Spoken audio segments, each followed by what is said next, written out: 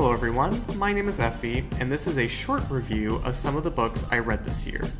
I'm still working on a few, and if I finish them in time, I'll post my thoughts in a pinned comment. Most of these reviews will be quite short, so check out my lengthier reviews on Goodreads, link in the description. The first book is No Longer at Ease by Chinua Achebe.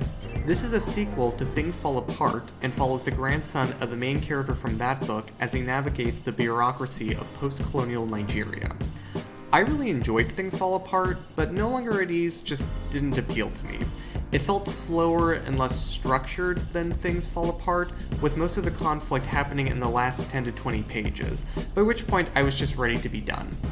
Achebe's writing is excellent, but it didn't compensate for an unengaging story and a somewhat bland main character. If I had to give it a rating out of 10, it would probably be a 4. The next book is Dr. Jekyll and Mr. Hyde by Robert Louis Stevenson. Not a lot to say, other than I was surprised by how much I enjoyed it.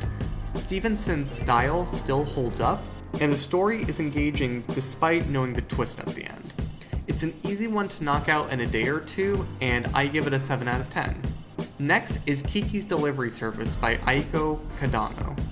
I was surprised to learn that the Miyazaki film of the same name was based on the book, and further surprised that I enjoyed the book more. I plan to do a lengthier review and comparison between the book and the movie at some point in the future. I found the book to be quite cozy and charming, and written in such a way that works for adults and kids, which is a real accomplishment. This is a great one to buy for a kiddo in your life, or for yourself if you're feeling nostalgic, and I give it an 8 out of 10. Next is Call for the Dead by John le Carré. I was really excited to read this book after watching the film version of Tinker Tailor Soldier Spy, but Call for the Dead was incredibly disappointing. The story was a paint-by-numbers murder mystery without much actual spying. Carré's style felt very off, especially when describing things, and there are instances of thinly veiled racism which put me off from ever picking up one of his books again. This is a 1 or 2 out of 10.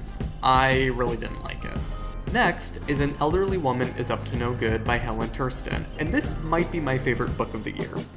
It's a series of vignettes about an old woman with a body count. That's it.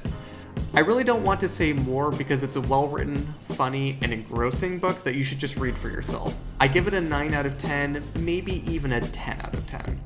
Next is The Great Gatsby by F. Scott Fitzgerald, and this is a strange one. I read the book in high school and remember enjoying it, but I really didn't connect with it this time around.